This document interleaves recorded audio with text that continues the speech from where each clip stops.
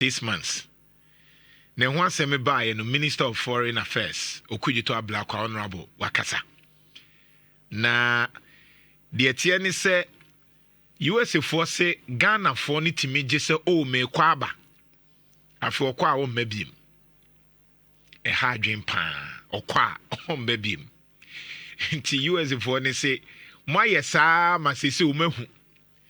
Obi timi ka sɛ o me kwa aba wo de 3 months pepe me tu kwan na pam eno ano no. Experience bebree wo ho. Minim sɛ wa wutie me kra bia wo say experience no. Sɛ nka me kwa aba no wadwane. Waho wadwane. Na US for nso de omo de documents na ye adwuma. Na oma monitor Ghana for a ye nyina ye nso ye nim sɛ ɛyɛ saa na ya ye. Broni nso de enye kyese me paacho asɛm. Wɔse wa monitor ehu sɛ mo kɔna mo sɛ 3 months 6 months mo kwa na madum obu okra na aya wo di panyin bi achi panyin nso agini sika ntie ne woduru hɔ na wo sɛ ne meduru hɔ a airport hɔ na wo abusuani bi a no aba behia na pam eno na USA for say ya study mo records mo so mbeba ye check ya but I na mo refi sɛ mo kwa records wo ho so ka say 6 months USA for mo records no Ghana for mo ntia say yen records ne mfa nya adwuma sɛ na Jantuah se wo kɔ ba bia ba ye be ma 1 week records wo ho enti time a be free ho na o ba no ni nyina o manya records sɛ na Jantuah ba those records no wo ho unless say bia won't to kind that so what to kind that untimi wia broni enti wo ma ye wonkofo bi wo ho a red flag do mo so ba o manya we US ye wonkofo bi wo ho a ye nya wo ma omunnim krase e monitor mo he broni obetimi amo atena ni kroma ba no monitor ba bia be fa bia because omu technology ye adwuma enti sesi aye ka say die US for say star 5 years near the amount no o mejai ti say 6 months na Ghana kasa Ghana sesei na bia wonti asa be kasa na US for adenti no mu yesa eyeye on me catch say critical part method this week na me kan wa ade bi wo ho ayeyi ani ne emfa ho broni no so ya e wo enya hwe o metimi akwaba o we kura metimi awiem o me enya hwe enya hwe no aye hwe ama yesuban bone a ye de akọ US no US aban say de mo kwa mo mani ntino from 5 years no mabiem 6 months and 6 months now kono asa beje foforo so the problem ni ho ti 6 months no akono abeje foforo 6 months no akọ apply na wa hwe visa application line na obedie all because somebody decided not to do the right thing. Kofi, then minister maker. Nana, Honorable Okudzeto Ablakwa, onim say Foreign Affairs Minister. Ono na se wo hwe ne amanhodo wo so kita hodie ho nsem so. Nana, America de betu dwa se no wo visa policies no B1 B2 ni ade na won say tourists ne businessmen no de ko. Na wo matumi bia 3 months bi o de akoye no no ma no de aba. Otumi kofa no ma ba no asa akobiem. Kosi say 3 months ne be so na ewu. Na America se de o ma wakwanya no a unya akowuram.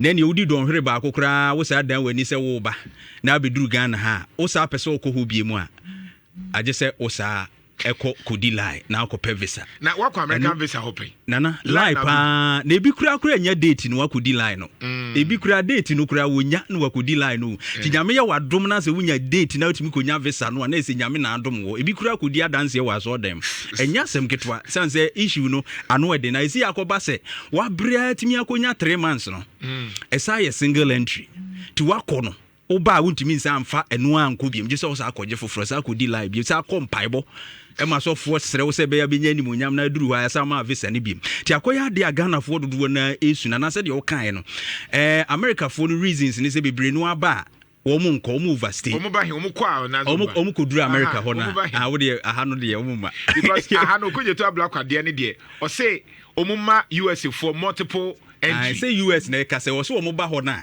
chiu o say argument a Okudzeto ka say o mu njai na ye nka me ba Okudzeto de ne na se ma no ka na me ntia say so de ma wo no ba wo ko o say ase de ye de to Ghana so ne say ase Ghana fo no de America fo ye maye no enje sa na ase yeso ye the same thing de ama wo mu te say ase wo mu no maye entry multiple entry no ebi a 5 years ma yetimi wuremu a na ye ha no difference wo ma se binum kasafa ho a enye saa nete eti eno na okudu to kire mu se oni America Ghana ni America dwumadie mu no yenso ye ma wo mu visas ni bi na so far se wo hwe mu kura no wo mu free US eba Ghana ye na emusifo ewo ho a wo mu hwe so wo be approve visas na mo ma America for na timi abewura Ghana ha no so far 2025 between January and July no yetimi a issue 40,648 visas na nanya asem ketwa o na se oba okọ en wo se enye nipa bebre en ye issue visa na wo 100,000 a wo hwe mu kura no a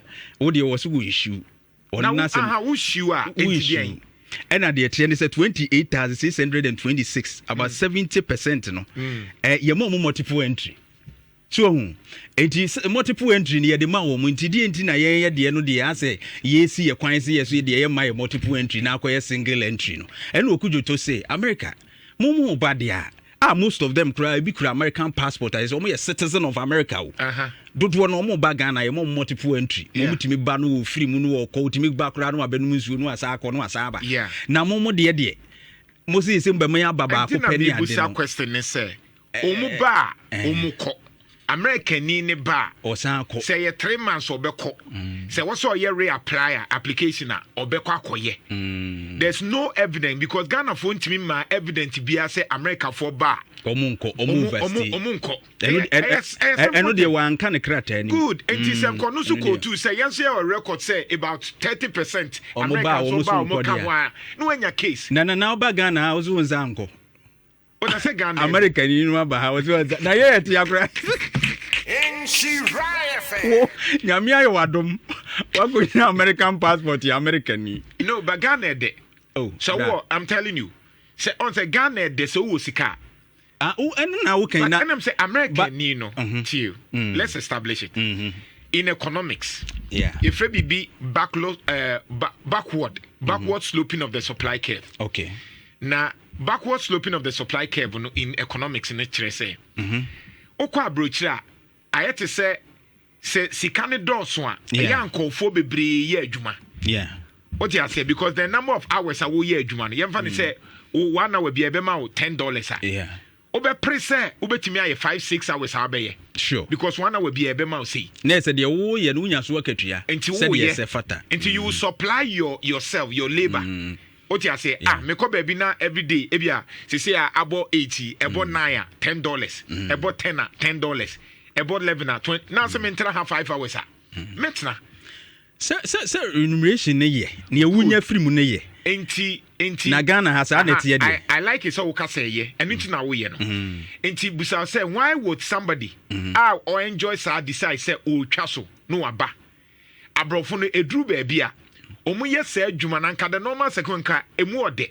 but o say da bi me di akira mewu enti sika kakra menya no na wakora bi na wodi aba Africa be 1 month bi no de aginani enti ise so be ye adwuma bebre wo ho no na wate ne de ne so anka wodi be ye adwuma no na de saa de ne bia be ye holiday enti so hu sa abrofo ne nam Africa Ghana ha eye se o wa abrochira because kwa abrochiri na no betimi akoye adwuma bi 4 hours papa no anya ne sika enti so ojaya eni onye problem enti economics ka backward sloping of the supply curve just say and under normal circumstances no say uye adwuma mo wa unya sika mo wa abrochiri nanso eduru ba bia o sesa no say menya sika ntima me magi mani kakra ana me mra holiday bi na me ho ntomi nti abrofo ne ba Africa enya wo adwene na wo de kɔ America ni bi so no one ma ha so obeye yi say obepa adwuma bi aye wo ha bi obi obeye ye business bi no obeye investment bi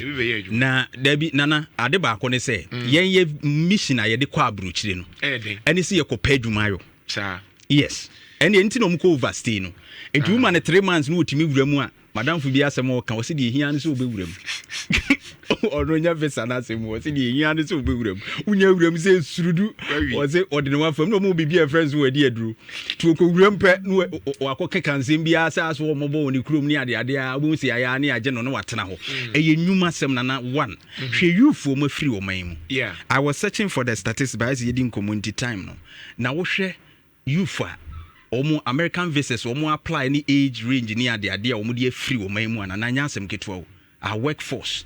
Now the nurses in Kwa no side problem. Why are they leaving? Why are they living? No, I don't have a problem with unemployment. I'm just asking you. Say, the fact say, ukromu ha. Yeah. When you nipa boni phobia tena ukromu ha. Ama ejuma semuni ho. Yeah. Inti echere se ko na ade na 6 months akotena ho 1 year na. Nana yemfua boni no so eno de eti amra. Yemfua boni no so nana na eduru ba bia. Eduru ba bia ho. Nana brochire ko no. Broni no emma wo kwan se de nkrata asem ne tie no ubebu so. Eno de ye omumra wa ma 3 months ye 3 months an ko fie. Na emum Ghana ni no a wakọ no. Ohwe ni nchini bosi a wabọ agu ha no. Ne wo ba beduru ankrofo ta betata no bi kura akọje bank besi a wo beduru a de beto no a okoduru o se da bi ma mempre me ho nya adwuma mpe ba bi nhye. Entina ne bana sa so ayeden ba America ni no ono beba ha no. Ono no sebe ne economy ni system e wo ho no. Se okoduru kura na adwuma asa kura no a wo mo systems no be support na mo atumi atra. Ebetumi a help na mo aye sustained. Ba ye ha no ente sa enti most of them kwa na ese ne wakoka ho no apreso a yenkasa ye but yesre wo mo se nye dodo no a so na ekwa wo mo wasa adwene no ebu okoye ni business bi no wasa ayede aba ti woman single entry a ase wo fa once na ho no ayede wabiri kru no ya na eko ha adwene nti ye besre wo mo se we die Trump na daroma onti me pacho ye project bibi nso ewa ha ene one of the in fact powerful articles are your godfather Jimmy Agla was at online now on this particular thing or say visa vultures and the Republic of Overstayers. Very fantastic article. In Timbacho you be projected na ya share link nso amo pen ba betu come join online na wakwa could read one of the powerful pieces your general manager Jimmy Agla atro visa vultures and the Republic of Overstayers. There's a visa vulture so no your vulture is the pity opeti vulture and be opeti oh you see Nana on this subject but your Facebook that obetimi akwa redeem and join online by Jimmy Agla and the Republic of Uncommon Sense. Very fantastic piece. Yeah me pen right up on Nana, you see Jeff and I see me no share the same opinion when it comes to this matter. Nana yemubu wa abrochire yakono. Nana oman bia nana US force no mkondo so mo ba Ghana e betena abro so. UK force no mkondo so mo ba betena mo abro so. Canada force. Akwa the truth of the matter that nana yenye ye niema yi wa ha. Inti dudu na no opportunity bi ukra say 3 days nana how many times obi from Ghana na me nya 1 hour across US ame ma biu. Ye nim sasa na ye. Na ni nim sasa ye nya ye man ni ye inti ye bo na fu trap na me mente ankomo na ba mente ase. Kwa Jantuah na de no ho ato ne car. E no say akokoi car no. Me de be ma wa kwa won tredwe so. Yeah. Obetra dwe so de ame mfa ma ho. Wo so wo obuafu sesan. Wato car da. Minti sa nkomo na se ye na ye nya ye man ni yi se ne mabu ni kon bedo so mo betena ha boan na o man na ye yi obi na de ni kuro e no se me wo ba se dana me say okuja to ne me mfa me ho the common denominator is that it all come back to making our country nice se no better se no be atimo obenya do bi so wote man ni mu that is that no the basic thing no US no na no ma chichiri ni yie na se na me say example na madam fu bi o ko UK o ye KEB ne car break down akokwa ade che no anya car for £600 a month you betu as £134 se say na Ghana ha ifa na wo ko car be system no on na systems na visas e ko ni person na je visas yen ka no kre ni person enye politicians ya ne omo side chicks ne politically exposed persons ya ni person na copy visas no na the teeming majority of Ghana for 8 million multi-dimensionally po omo fa view as visa ho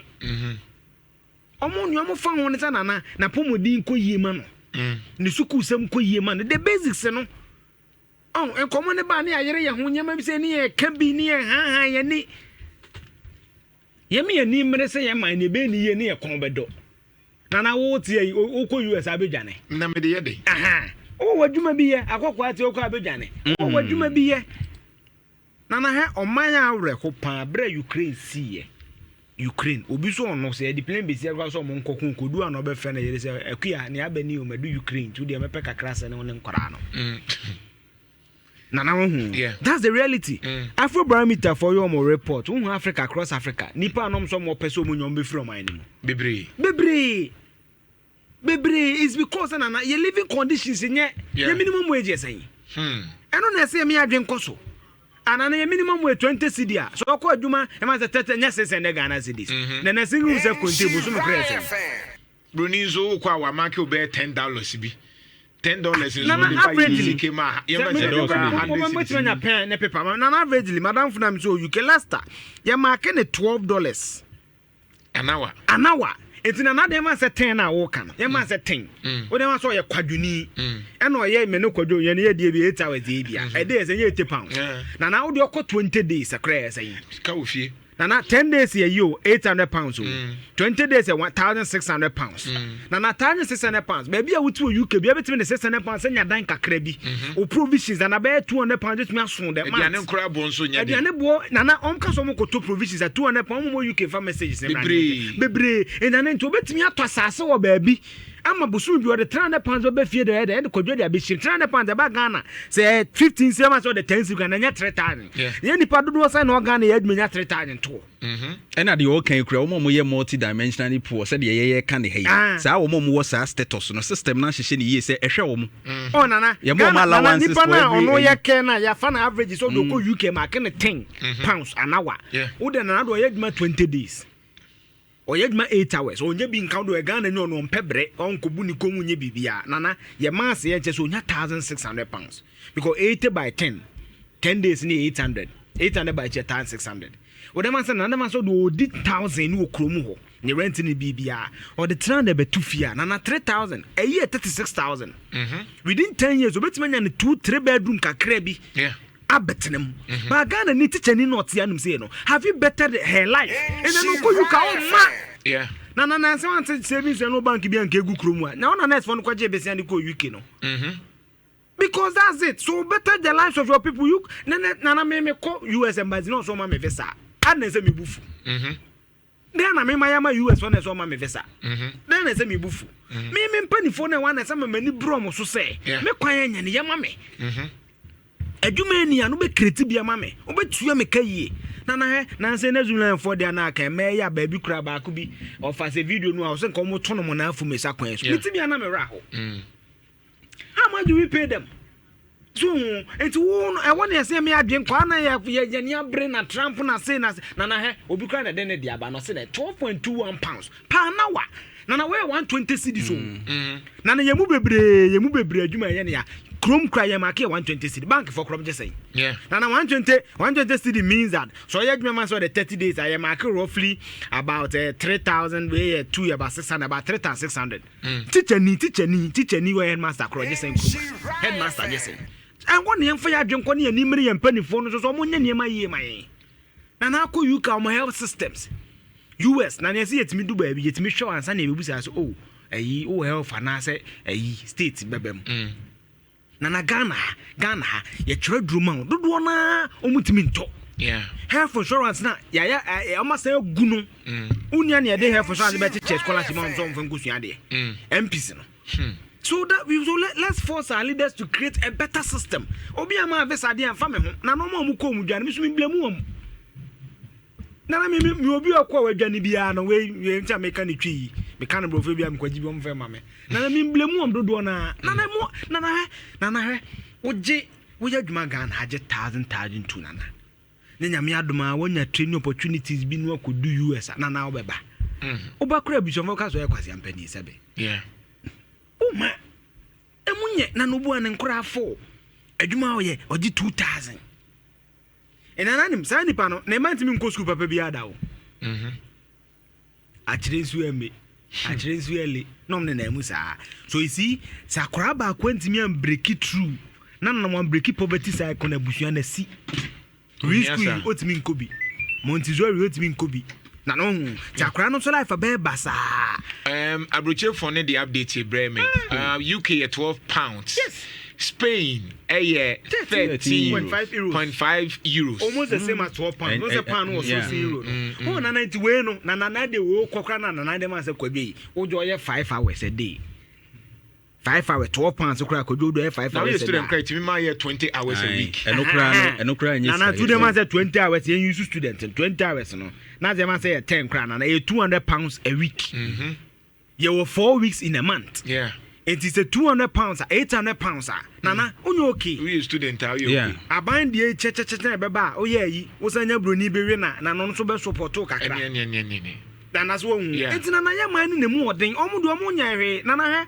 yete ya nye se bi e ka se ye moto yen there's nothing wrong say USD cross on my business in Dubai as a security my salary is 2,500 dirham cedis which is 70 million what is 7,000 ewa ha Dubai is say bi Saudi Arabia and the others no security 7,000 yes na ko French reference it one no na what now be 5 years a we branch and one Netherlands so be say 14 cedi 50 euros exactly eti ha no akatua no enye na no ma bebre nyuma no so kra so bi ni ho as I said earlier enti mabunu no they are forced to move out enti nye obi pɛ no so obe overstay na no se omo ebinim wo ba bia omo ka kire wo se omo wo ba ho na omo bre omo go through a lot of stress adwuma omo ye ne ade wo na edwuti ba wo Ghana nka wadwodwo no ho omo ka san nsem nyina kire wo nka wadwodwo no ba to bi man so tie so force one or survival it is some of these conditions enye wo ha no your systems ne ye mputu no in place as you been saying and the force bi no mo ko overstay wo ho no but adia visa we no restrictions no me am looking at omo overstay no enya de enye papa and America have every right say ono mbeko atia with whatever restriction they will bring it's accepted because omo na de omo mind and they can restrict you however they want na business unim edwadie hu akone aba na say edwadie de ma 6 months ade edwadie hu no unim say we no say B1 B1 B2 no B1 B2 no say 3 months near the nyina no business stories near the no account and then within that 3 months single entry no na yenim say businessmen no ebi wokro obekọ so okofa de no na abotia no ebi arrangement obeye no na amfa it was say bi osaba no osaya den esa ko maybe always arrangement sometimes necessary say obeba Ghana enu na make can say those arrangements are there utimi kwa ya those arrangements are there akokwa ye uluku de o de guni nyagu box ma sankrofo ne ketewa bi okay sankrofo ne ketewa bi o sha issue pan dodo na ya ye foi bia ye foi bi ekoi na business for the ketewa bi and na business for na kono say okuja to statement o say aban ye bibia fa ho the reason I don't want to go into the issues much me say na say bi ye ne say US aban no trimo den no be man for beba ho ana na ye ka say business for na kwa the legitimate but na dodo na ne ye ha no ye ma mu den na dey na mnya kokwa ye ma se ana nya wa ana o da branches obetoka ana o de emfa ne so de o de wi school je 3,500 na say vet media keto say 40-50,000 ene say ne de achew na no ye de achew 50,000 na say na be save dia to bi emfa and I heard Vincent or say ne friend be no a psychiatric nurse or call Dubai say waje more than 3 times of the psychiatric nurses in Ghana it will no better na nchabodanfo akukrum so oh no mkra de bebre ko o me say hwe omo no dodo na UK no ni ade bebre ko so na no human resource no ne say develop ye human resource na ya cost you wonim de no e bet na na ye nurses bebre ko UK na akokwa be ma bo story na no nkoye nurse hu onko paper mere wato bebre ko jare mere wa it ya training no oh ye nurse e bia anesthesis e bia be wo pane bia yibi surgical nurse ba ketua nyinti no paper na wonim say medical doctors ni bi kura koye ke yes or ye care because or the total salary wa no a emfa okoye care wo na obi say I'm an excavator operator na I'm in Ghana as excavator operator 600 Ghana to 700 Ghana per 10 hours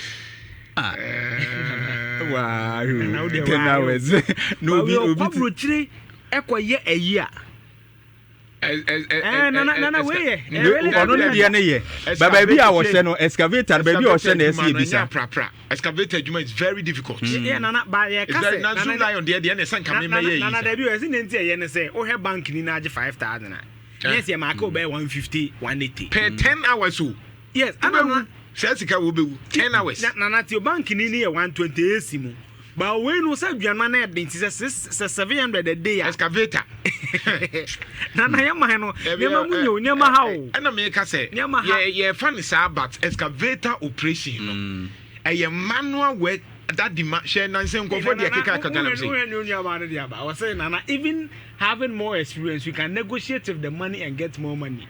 Nana Ghana ni mu no be so be fa wo sam be ka say oti human resource so for me I think said the discussion e clear first to say the mu nyina maka no say ye mu bi de ntia ye ninja abrochi ho ne say yesusu say dabi no ye benya ni papa abedi o man no so ama bibia ye okay oti ase eno wo ho ye benya ni papa pa bi a won say nansen yewra Archbishop Duncan Williams obompaye bi o se wo obompaye dru ba bi a afi de mabunu no enkope visa ensala enkope visa Sampai bono papa ne kan ye so striking and the bia mpai bo me boni say ye benya ni papa pa bi se afi ebedru ba bi no na manso adubia aye the next Dubai because you just need a leader to say Mansour Dubia eye Dubai because Mansour Dubia no denti na China for free Guangzhou eba Mansour Dubia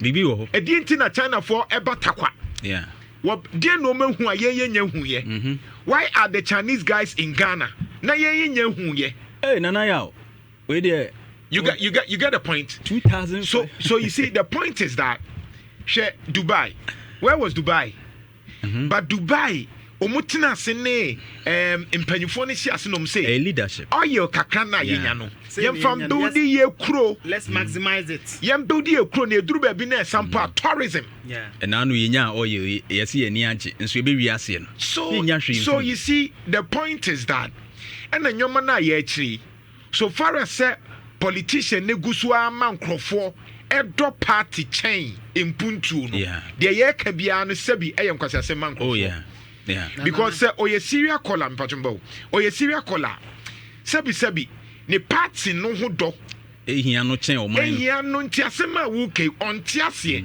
se abrochire Donald Trump ono ane nkrofo timi kasa de a wo ye nye ba yenye nya hwe ene John Mahama issue we and quickly na maba hwe say all of a sudden NDC for ni bia sha ase ye o John Mahama kro betimi akote tem Oja Mahama kra say ye oye ni ye kra ye be pusia no asesa mra no nkrasese mu masha and one say ablekuma no for about to ekra so no is raising a lot of things super majority where if the NDC take seat no ebe ma cross 184 no and there are a lot of issues be ba ne ade and these are some of the things one say adwene na ekuta nipa no enye se odwene Ghana ni ne ho nemom enyoma bi ekọ Togo aye ka ho asem de ekoso Cote d'Ivoire obi atimi asesa mranim asa akofoforo no eno bi because se John Mahama aba enti yempushia na ewia obekọ 10 na adwene ne nye de okọ 10 na obusa say na 4 years no unemployment na ye 14.1 no John Mahama de etia basen onwene hu sa o say John Mahama opese be ko 10 which I don't think he would even dare do that. No, he won't. Because I tell you, Sir John Mahama, almost say something na ye nyina be campaign at NDC. Sir John Mahama, me person metis obeye na NDC for na ya mo ho osere. Munni mra no John Mahama na akra no onye na adwen say obekọ saa asesa mra nim. Na me kra de say koye say bia utimi wo ye president a utena so utimi kọ 10 pa na say ba na ye hwe ba bia na ye wo.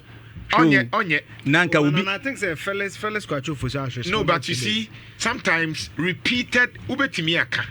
But when it become more repeated, and it seems like and you are dealing with African politicians.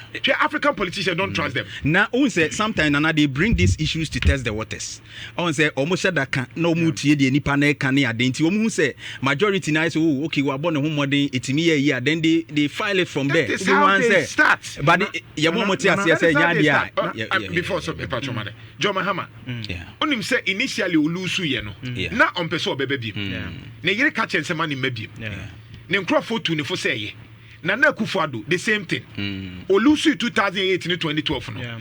Na busuafo e ben ne ka chen se oyare mani mebiem. But they are no sesa na adwen. E nipa no. The people around be ka say no. And John Mahama could have a situation where say mempe.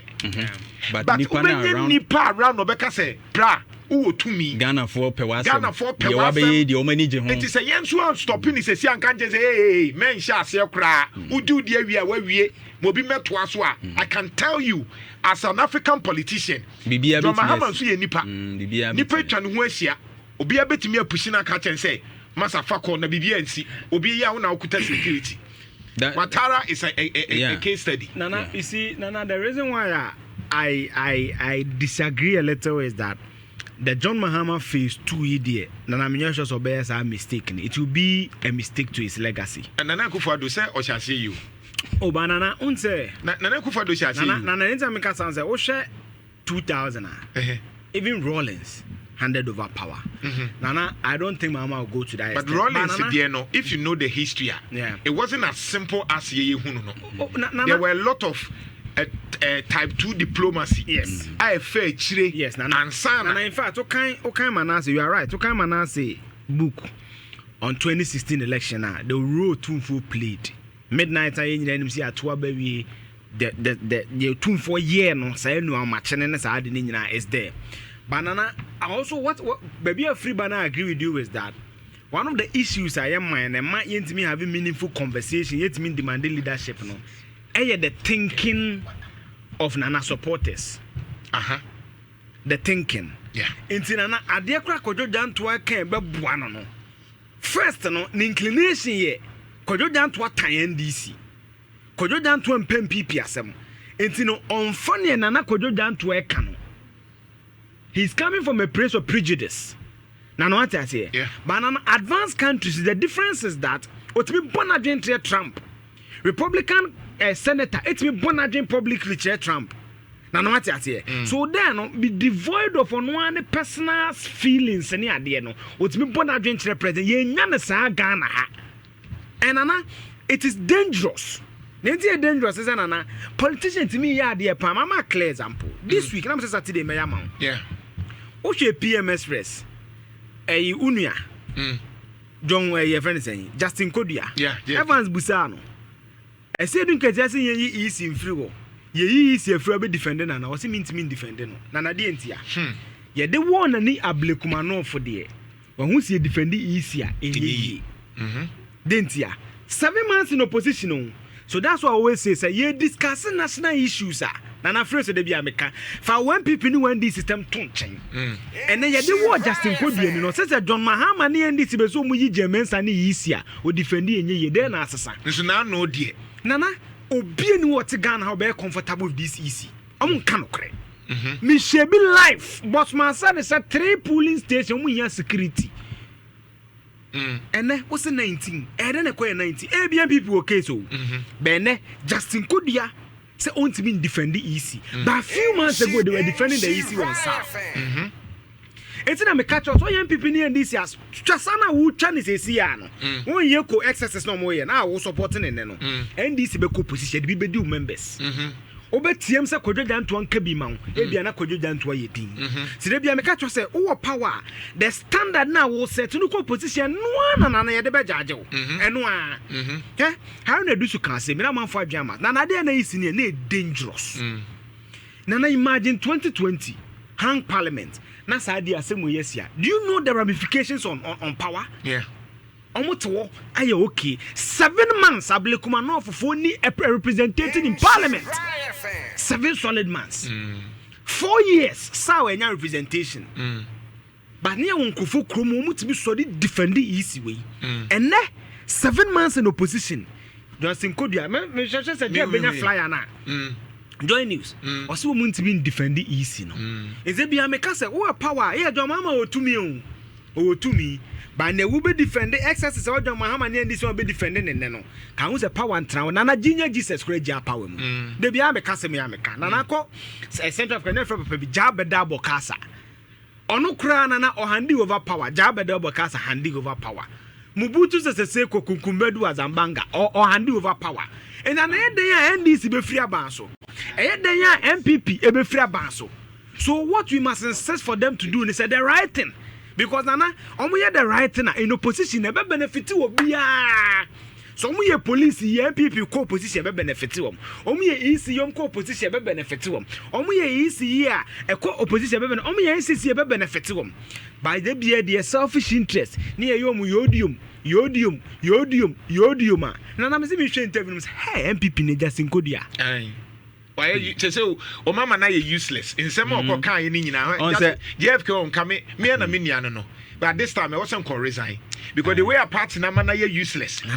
Say what dear bufuo. We are not going to Ablekuma no for near the Iran so obeko. General Secretary mu now Baumia could donate Brian could donate and all those things for the campaign. General Secretary. Now what you didn't get here come when this year. Why in bet me aka say not even John Mahama. Say didn't get here ka heya. Not even John Mahama can disagree. Yeah. But one say yeah JFK useless. Nana is because onye consistent. Some of the reprimands or the bawo party leaders ni bini party for make comments or radio near there then sa attempt no make yes or yemia sanction bi no. He wasn't consistent. Ebinimo ya na yeja wo man say omo de enka man say ebi nso ya na ya twere ho letter wo de ye be suspend o ye de be committee it they saw that according to say wama or ye leader on shedanya the next is part of it but una wudi animu who is the CEO of the party you see the highest decision making body of the party is the delegate conference. The second highest decision making body is the National Executive Council, which is the NEC. Now the General Secretary report the decisions of the NEC. I'm not whitewashing him, but I'm saying that Ablekuma de neck ne take a decision. And ebe communicate decision. But I'm saying that on the matter of the EC, any conversation I would be. When the EC was also doing things and what did the MPP say? Now what I say, I will not forge as a code because we're chief executive. She's the official chief administrator. Yeah, neck cannot be catched. And I'm saying, say, Brana is about Facebook 2020 or the results were phone buy. Then MPP kind. Because you win, be okay. You did be warm and near blue. Nana won't send phone and easy do a blue. In fact, 3 polling stations almost cast a standing the Kojo 19 affair buy and back on come. In which serious jurisdiction will allow this to happen? But American MPP defended. Now, NDC are Momena Kakrebi. They will be the PROs of the EC. Most of them co-position no more came. Sanya parties net here. That is why I always repeat myself and say, national issues dear. MPP and NDC fenton chain. Because Nana see a mama better standard. Oh, a bema, debate you co-position, debate you. All right. Bra Facebook na ye pese ye kire wade on the issue of having said that then ye be kwa Ablekuma ho akwa monitor nyoma kakra. Now based on that ye pese ye can straight. I just to na menka say me repeat it. Yera John Mahama minimo wakumem. Na esanse uye nipa wutimi se senti. Ena yegusu tufo se obi da wo se obetimi akote tema men so minimo waka se enya de abeko enkofo bebre ni da wo so piasofo ne ahemfo ne mpanyifo a se obi ebo abaso ne wo ne yeye esansa wo ya amanyoni nti ewo se e ka kirewo onkrofo na siase e ka obetimi akotetem wadaruma pie brabontre ne sabe repeat although se Felix akade ba ye pese ye tifri wan kase wano ne ka kire ye nyina ye se o 4 years ne wi a wo nkobiem Yera John Mahama wadaruma ye srew papa bɛka kyerɛ yɛ ɛfiri sɛ yɛmpene ma wo nkɔ tɛɛtɛm ɛmfa nti yɛbɛ sɛ yɛte firi wankasewa no biem ɛnyɛ wo spokesperson ano sɛ wo se me John Mahama president me wie me 4 term me wie me this term and last term ne me nkɔ biem because NDC for no match ase keka sa nyoma ne good trim no woyɛ nipa no timi sesa yɛmfa ne saa keke and I'm serious about this but my papa yɛmfa ne saa keke ɛfiri sɛ abibifoɔ amanyɔfoɔ mu tiri mu ɔden ɛfiri sɛ abibifoɔ amanyɔfoɔ yɛn trust mu bebree ɛfiri sɛ abibifoɔ amanyɔfoɔ mu petumi enti bibia mu de benya tumi bia mu bɛyɛ yɛrɛ John Mahama so far so good but the person yɛ free wanoa na sɛ repeat sɛ uwie a unkɔ biem because yɛ ma wonkɔ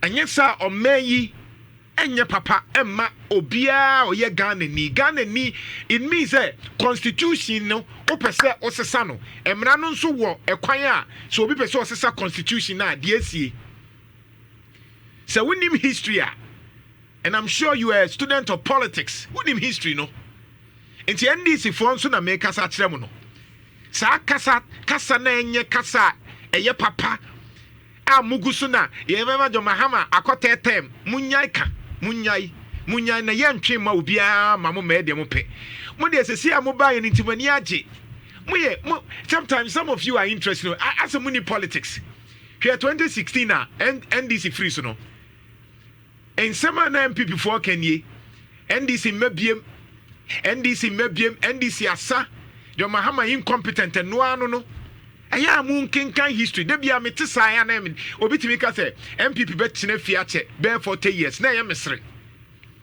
na wo time yɛ to ma wo na ade bɛkye na wasase elusu aba sɛ wonim politics and I know John Mahama president onim yɛnya to aba ma na yɛso in asha se de bia na vote so te de bia na vote so te yɛyɛ de yɛhu bi for the past 20 years yɛhu jeje de yɛhu kofoɔ yɛhu NDC de yɛhu MPP de yɛbɛtumi aka kyerɛw sɛ ɛnɛ yɛto aba sesia na yɛra John Mahama enya ne te sɛ de onya no no ɛnneɛma bi wɔ hɔ a ɔyɛ nkɔfoɔ ani ngye ho na wo vote na sase ɛte ntuban sɛ 2028 yɛbɛto aba no sɛ NDC bɛwi ni mpo a onya saa seat na onya no 2024 no na so te ɛno na ɛkɔ n'anim a na nipa no ohu aforo yɛn na afei yɛ sesaw saa ne ɛto yɛ aba ayere so ayɛ 8 years ɛwɔ Ghana ha ayere so ayɛ 8 years nti NDC for no munyai sɛ mu asɛ mu amu nunum ho na mo sere mamu nya mage te sɛ bia ye mu bi ye ni ha te sɛ bia mu bɛkye ye nyinaa ya tum te sɛ bia mu nyinaa mu ku yen na sɛ John Mahama mu bɛ daadaa na mana ka kyɛn sɛ obetimi akɔtɛ term no ensi da it will never happen in this country entina me se minim sɛ onya na adwen sɛ wɔkɔ but ye can we because mum bia hyase ye so ye betimi ama na akɔtɛ term emfa onye hwɛ watara bra Facebook ne bɛhwɛ watara ne babo tena so a na opɛ sɛ wɔyɛ saa entokwa esi wɔ Cote d'Ivoire sometimes you need to know the history entokwa esi between Laurent Gbagbo and watara because now watara na yesi wa wini but Laurent Gbagbo pɛ sɛ otintwim ne nsa onim because of that nkɔfo we mienu nipa wuye fa bɛto so quickly ne nye wo mu mienu nie kofi sɛ wo mienu yeah nana papa we na not so Gbagbo ɔsi wɔ mfiri so yeah nti watara awi no ɔsi wɔ mfiri so ɛma saa nkɔfo because of nkɔfo unim nipa ewu ye go and get me the number of people who die because of some mpanyifo bɔne we mu watara ne Gbagbo omu mienu a supporters nkɔfo wuwu ye man nkɔfo de that street because of mpanyifo we mienu do you know what happened afia duru baabi no na wo ma ba be namfo yeah nkɔfo in ema nkɔfo wuye nkwada wuye NDC ne MPP wo mu wo eyi ewuye no omu wiye no na watara anyway aba be namfo ɛna sɛ omu sere yeah na watara time aso wadi 10 years awie na watimi asesa constitution no ɛsɛ to aso nti sɛ Cote d'Ivoire papa wei bebia waduri na ye wɔsɛ to aso ye kan wo nti ase ECOWAS oni ho yewra John Mahama oka ECOWAS fo no ho oka ECOWAS Togo president baako oso won free so o maka den enti so no ye bia na ECOWAS fo support no and now politics in tini ebetena ha ye yes anyoma no we will not allow yewra John Mahama so be try tete o mane kran tra ontimi ene se ne entia hwe Ghana ni nyobia dia o Ghana nya NDC dia ye to abama wa be ye dia be ye memma be ye dia open no aka say wo to me bi ntu be so sesa ko ensi da wo krom ha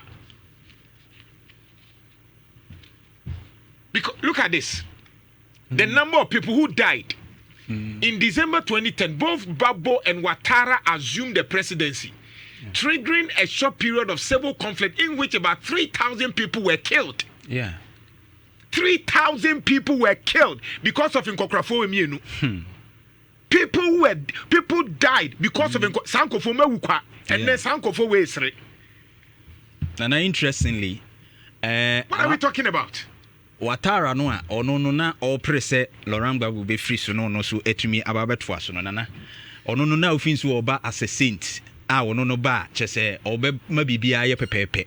No knowing say ono so wata eyi adwene no efri mu ono ne time drew so be free so no also wasa constitution for a third term and he did that court nso boa no successfully wadi akonani because Samuel John Mahama e the Supreme Court for bibre yes and this tells you say Ouattara nso na wakada say on san court third term biem no wakada enti no ohwe animu say ni PMB ena nka beba be den abetena so gon no saa de omo friend gon no ono na nka wo hwe animu so ono no beba abetena so abelidi ne party na nka o matumi aye den aye successful nana papa ni wuye no ena Ouattara na adwen se mesan so aye den asa akotete ba no obie na no aka se onko biem enti said ye wo ka no udika because there is precedence e wo ba bi foforo obi aka se wonko biem mo ka ECOWAS ho ECOWAS fo antimi anka ho hwe sure tentama ka say you are an ECOWAS member why don't you in a matter of principle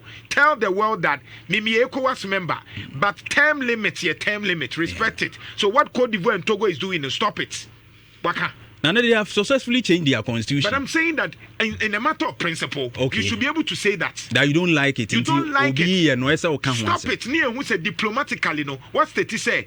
Countries must respect their sovereign constitution. I understand your point. Term limit here, term limit. Near who say Yera John Mahama on record have said this. It's part of diplomacy. On behalf of Ghana. On behalf of Ghana and as a person. Okay. Don't change the constitution. But how I see John Dramani Mahama, the president, His Excellency, me not sure say things can change or you're a politician. But because all the presidents, I mean another country, the Baba won't see a politics no, hano. Different from this. Master Jai, me say politics. BBH Monsieur. My young brother, so now you're teaching Komo, and we bafo redo free so. Politics, that African politics. Only one more delay a year because we're a politician. I don't say Ghana no dear. Maybe when they say Hano, say the politics in the city, unlike the Burkina, Ivory Coast, no more. Those war-torn countries in Ubino and Shadan Tessa and Shadan Tessa. And to me, sure, say John Dramani Mahama would even tell you. Sure, you see, you are the Enuna Ama America phone. Oh, where the Nyashi. Asama mi many abra can also be fun so enya de but listen, you are dealing with a politician, be careful. Don't trust a politician.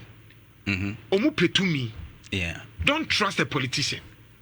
And then I say me chira wonyo enya nyoma no metumi aka na me chira wonyo ma na Akufo Addo ne kanofori atake kambo mu e wo man yi mu a na me bebia woni be so say papa we na yes because issues ni ba na e ka cho say na Akufo Addo nim hu bi kanofori atan hu bi a onka se wono na aye sure or you politician. And in African politics no anything can happen.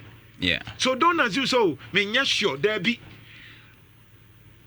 pain no na wonti me meka say me John Mahama me say kabim on say your force say na Akufo Addo man ko kan LGBT ho asem die ntina na eka no aka no baabi ba your force na ma ne gusu kan ya ma Dr. Bawumia nka bi ya ma ne kan because politicians are doing sisa John Mahama say ma ne kan LGBT me boa enti ya ma ne sound de beyond repeat it me nko biem me John Dramani Mahama me nko tete because utie full soldiers na utie full soldier if I talk too much you clear off if you are listening to me and you think I talk too much because I kasa na me kasa yeah and she say won't pay because we NDC near you free way yeah when anamo buy anamo patch say. So some have it in mind, say. What are you talking about? Whether you like it or not, Mama will go for that. Say ya born and now for film left and right. Mewa. Mewa. Yeah. Waba.